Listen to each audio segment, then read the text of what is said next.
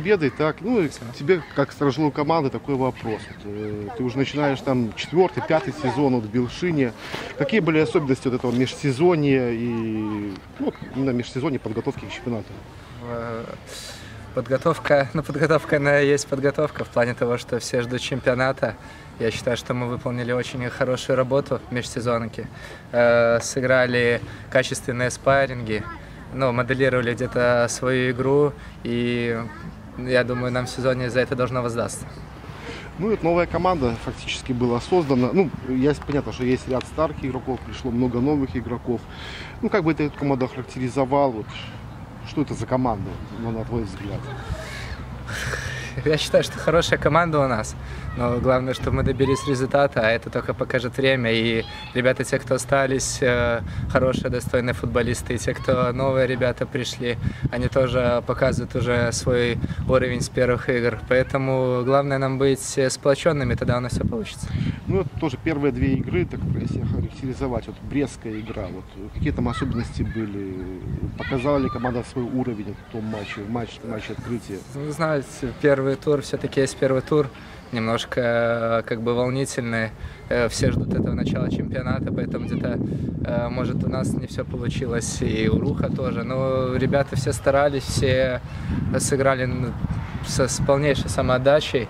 Я надеюсь, так будет всегда, и все лучше и лучше у нас будут игры, и все лучше и лучше результат. Потому что вот сегодня даже второй тур был, да, пришли зрители, мы играли как бы, самое главное для них, потому что тренер наш говорит, что чем вы ярче игру покажете, тем больше будет ходить на вас людей. Поэтому мы старались сегодня показать атакующий зрелищный футбол, впрочем, как и всегда. И я рад, что мы забили 4 мяча, и я надеюсь, болельщикам понравилось.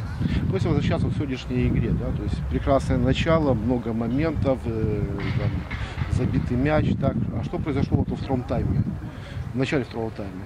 Не знаю, тяжело как-то сейчас сказать по горящим следам. Может, мы чуть расслабились, может, они, наоборот, уже нечего было терять, 2-0 счет. Ну, так получилось. Слава богу, что все хорошо закончилось, что мы еще сумели забить 2 мяча, и у нас еще были моменты забить. Поэтому хорошо, что выиграли 4-1. И концовка матча сама по себе. Как-то команда вдруг воспряла вот так мгновенно. Что произошло? Ты же как раз был на поле свидетель. Да, ну счет стал 3-1.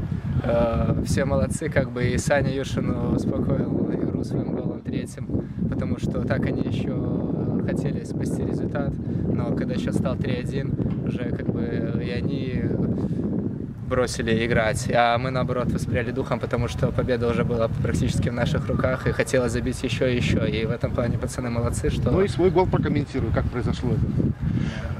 Помню, что мы пошли в прессинг вначале, потом как-то не получилось, потеряли мяч. Илья Русский хорошо доработал, перехватил, ворвался в штрафную, и Добротыкин не передачу. Я вышел в 1 в 1 и слава богу, что забил. Долго думал, какой угол бить? Ну, если честно, думал, да. Хорошо, что верное решение принял. Все, Дима, спасибо, с победой, Спасибо. всего хорошего. Спасибо.